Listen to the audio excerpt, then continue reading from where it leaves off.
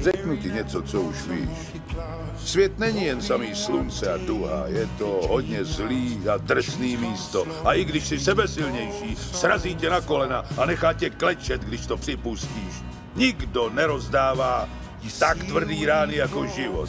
Ale nejde o to, jak inkasuješ. Tady jde o to, kolik ran uneseš a přesto se znovu zvedneš. Kolik ran dokážeš přijmout a nezastaví tě. Jenom tak se vítězí.